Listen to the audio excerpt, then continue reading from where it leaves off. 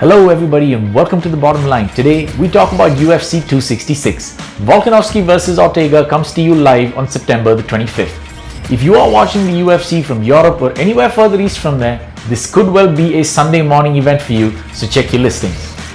The card features 2 title matches and so much more. I can't wait to get into it. Let's see what the card holds on UFC 266. Let's kick things off by looking at the prelims. For our first fight of the evening, we go to the heavyweight division with 2 top 10 contenders. Shamil Abrek Abdurrahimov, coming in ranked 7, takes on the number 10 ranked Chris Daukaus. Both these guys have had some very exciting fights leading up to this matchup. First, Abdurrahimov. In his last 5 outings, he's been through a bit of a roller coaster. First on the list, his 4th round KO loss to the Black Beast Derek Lewis in 2016. After that, he went on a winning streak, taking 3 in a row, of which 2 were knockouts. In his most recent outing, unfortunately, he fell victim to some nasty ground and pound from Curtis Razor Blades. His opponent from the city of brotherly love, Philadelphia's finest, police officer Chris Daukaus. A man on the move, he has had a spectacular entry into the UFC ranks. While he is just 3 fights old in the UFC, he has won all of his last 4 fights, 3 of which are knockouts over UFC opponents. This man has hands that are seldom seen in the heavyweight division. His striking and his ability to put combos together has been so accurate that none of his last 3 opponents have made it out of the first round. What a way to kick things off, and whatever happens, the results are sure to shake things up in the heavyweight rankings. Here are your bottom line recommendations for both our heavyweight contenders. The second fight on the prelims comes to us from the ever popular 155-pound division and features one of my favorite fighters to come through the UFC ranks, Dan the Hangman Hooker. Ranked at number 8, he takes on the unranked Nasrat Haqparast. Haqparast has not had the opportunity to face any big names just yet, and while he's had 16 pro fights so far, none more of a challenge than the Hangman. His opponent Dan Hooker was originally campaigning for a fight against Tony Ferguson, but El Cucuy has been on a hiatus since the last of his 3 losses. The Hangman has had some very exciting fights. Let's look at his last 5 and see what he's come through. The first fight on the list here is his bonus winning performance against James Vick, a man he took out with a clinical display of striking. He followed up that victory with a unanimous decision win over Raging Al Iaquinta. His next matchup was a fight for the ages, one of my personal favorites, a slugfest versus the Irish Dragon Paul Felder, where he narrowly edged out Felder to take home a split decision victory. His last 2 outings were a disappointment for the Hangman, where despite a very brave showing, he dropped a 5-round decision to the uncrowned champion Dustin Poirier. In his most recent trip to the octagon though, Dan welcomed the former Bellator champion Michael Chandler, who was making his UFC debut on the McGregor vs Poirier 2 card. Hooker coming up short when Chandler took him out just 2.5 minutes into the very first round. Here are the bottom line recommendations for fights you can watch featuring the Hangman. The final matchup on the prelims is a fight in the bantamweight division. Taking on former title challenger Marlon Magic Moraes is Merab the Machine Dvalishvili. The Machine holds a background in wrestling and judo and is a former silver medalist in combat sambo. Holding a 17-fight record and staying undefeated in his last 6 fights, the Georgia native will have a shot at his biggest name yet on September the 25th. Standing across him is Marlon Magic Moraes. Currently ranked at number 6, Moraes holds knockouts over the likes of the current champion Aljamain Sterling.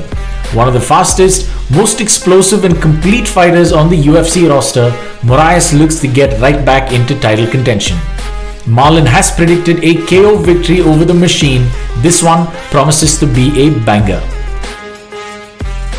And with that, we now enter the main card, featuring 5 power-packed matchups, 4 of which feature either a current or former UFC champion.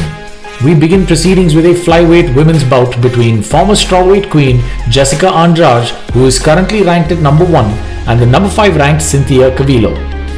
Calvillo holds a 12-fight record with 2 losses and a draw. She is coming off a loss in her last fight and she's looking to get right back to the winning ways, facing her biggest challenge yet in Jessica Andrade. Andrade is a former strawweight champion and has had quite the career so far. Her 30-fight record includes fights against 4 former UFC champions. Let's see what her last 5 look like. First up on the list is a fight that brought her UFC gold when she knocked out the then champion Thug Rose via slam to take home the strawweight strap. She ended up losing her title in her very first defense against China's Wei Li Zhang and followed that with another decision loss to Rose Namajunas. She then moved up a weight class and made a spectacular debut at flyweight, cracking Caitlin Chukagian to the body and earning a TKO in the final seconds of round 1. Unfortunately though, Andrade could not carry that momentum forward into her most recent fight, losing via TKO to the flyweight champion Valentina Shevchenko. Here are your bottom line recommendations for Jessica Andrade. For the next fight on the main card, we go right back to the heavyweight division, a bout between 2 highly ranked and very exciting fighters, Jairzinho Biggie Boy Rosenstrike, who takes on the number 4 ranked Curtis Razor Blades. Both men have had a great climb into the top 10 but have constantly come up short against the best in the division. Let's see what the last 5 look like for both these men. First up, we have Biggie Boy. The kickboxer from Suriname holds knockout wins over Alistair Overeem and Junior Dos Santos. Jairzinho did come up short against both the current undisputed and interim champions Francis Ngannou and Cyril Gane. Here are the watch recommendations for Biggie Boy. His opponent, wrestler Curtis Blades, has had a slightly better record in the last 5 outings. With all but the last one being wins, Curtis has fought consistently in the last 3 years. He made 2 appearances both in 2019 and 2020, managing to stay undefeated. He did run into that perfectly timed uppercut from the Black Beast and was knocked out cold in his last outing. He has recovered though and is on track to make his second appearance for 2021 come September 25th. Here are the bottom line recommendations for Curtis Razor Blades. We are now in the meat of the UFC 266 card. The first of the top 3 fights sees the return of a bona fide legend in Nick Diaz, who takes on his long-term rival, the former UFC welterweight king, Ruthless Robbie Lawler. When these men last fought, they were both up-and-comers and the fight went down some 17 years ago at UFC 47. Diaz, surviving an early onslaught from Lawler, came back in dramatic fashion to stop Lawler in the second. A fight which has since become an iconic moment for the older Diaz brother. Let's take a look at the last 5 for both fighters, starting with Lawler. The first fight on this list was the last time Robbie was the champ. He dropped the title to Tyron Woodley, who took him out via a spectacular knockout, and things have not really looked up for Robbie since then. A decision win over Cowboy Cerrone is his lone win in the last 5. After losing the title, he dropped a decision to former lightweight champ Rafael dos Anjos, went on to lose a very controversial submission to Ben Askren, and followed that with a 5-round decision loss where he was totally dominated by the current number 1 contender Colby Covington. Robbie Lawler frequently features in my list of must-watch fighters, but he has been a shadow of his former self in the recent past. His opponent Nick Diaz has had a very interesting journey of his own. The first of his last 5 come way back in 2006, after which he took the first long hiatus of his career and was out for nearly 5 years. He returned in 2011, taking on a former 2-weight champion in the prodigy BJ Penn. He then had back-to-back losses, first to the natural-born killer Carlos Condit, and then in his first attempt at UFC gold against the GOAT George St. Pierre. His last fight was way back in 2015 against another legend in a fading Anderson Silva, who initially did win the fight on the scorecards, but the decision was eventually overturned. Both men tested positive for banned substances, Silva for a PED and Diaz for marijuana. Diaz returns this Saturday the 25th of September to face his old rival Robbie Lawler. I can't believe this, but Nick Diaz is back in the building. I can hardly contain my excitement. For the co-main event of the evening, we have Lucky Lauren Murphy challenging the flyweight queen, the number 2 ranked pound-for-pound women's fighter, Bullet Valentina Shevchenko. Lauren Murphy has a record of 19 fights with 15 wins and 4 losses. While she is riding a 5-fight winning streak, none of her opponents so far have come close in pedigree to the champ. At 38, it is hard to give her any real chance against Shevchenko, but this is MMA. You never know till you know. The champion comes to the octagon with a record of 24 fights and just 3 losses. She is a former Muay Thai world champion, and the first of her losses was an unlucky doctor stoppage against Liz Carmouche. This happened well before their UFC days. The other 2 losses come against the greatest female fighter of our generation, Amanda Nunes. And the second time, it was a very close split decision. Let's take a look at Valentina's last 5. A perfect record, all 5 title defenses.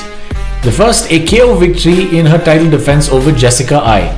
That head kick knockout earned her a Performance of the Night bonus. She then avenged her loss to Liz Carmouche, defeating her via unanimous decision. Moving on to title defense number 3, she totally dominated Chukagian, ending the night in round 3, where she finished the fight with elbows on the ground. Her last 2 fights, she defeated Jennifer Maia and 5 months later added to an already very impressive resume with a dominant win over the former strawweight champion Jessica Andrade. Here are your bottom line recommendations for the flyweight champion Valentina Shevchenko. This brings us to the main event of the evening.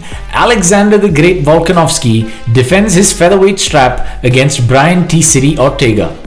This one is probably the most exciting and competitive fight on this card. Let's get right into it with our challenger, Brian T. City Ortega. A man with a knack for submitting people from anywhere in the fight, he has had a stellar rise to the top of the division. He has 1 loss and 4 performance bonuses in his last 5 fights. He starts things off with a submission win over Renato Moicano, following that up with an unbelievable finish where he caught Cub Swanson in a standing guillotine.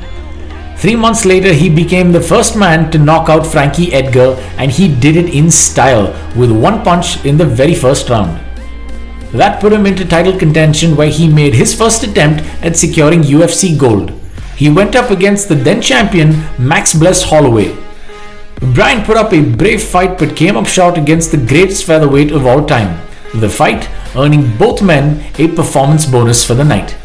Unfortunately though, T-City has been sidelined for the better part of 2 years.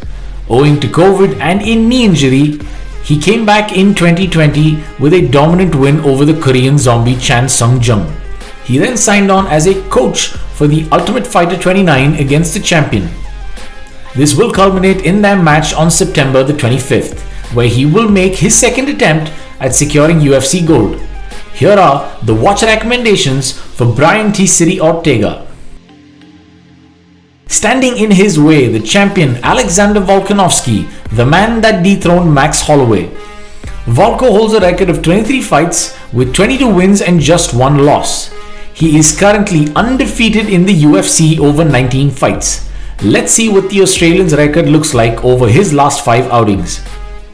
A decision win over Darren Elkins in 2018, which was followed by a KO over contender Chad Mendes.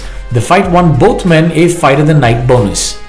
He then faced one of the all-time featherweight greats, the King of Rio de Janeiro, Jose Aldo Jr., beating him via unanimous decision. This finally put him on a collision course with Max Holloway, where he came up victorious in his first swing at the title, beating Max over 5 rounds in convincing fashion. Now, his last outing, the immediate rematch that he granted Max, is one of the most controversial decisions in UFC history. While both men performed very well, a lot of folks out there, most notably John McCarthy, said Max won the fight, and I agreed with him. Nevertheless, a decision is a decision, and as it stands, Alexander Volkanovski is the defending champion come Saturday night. Here are your bottom line recommendations for Alexander the Great Volkanovski.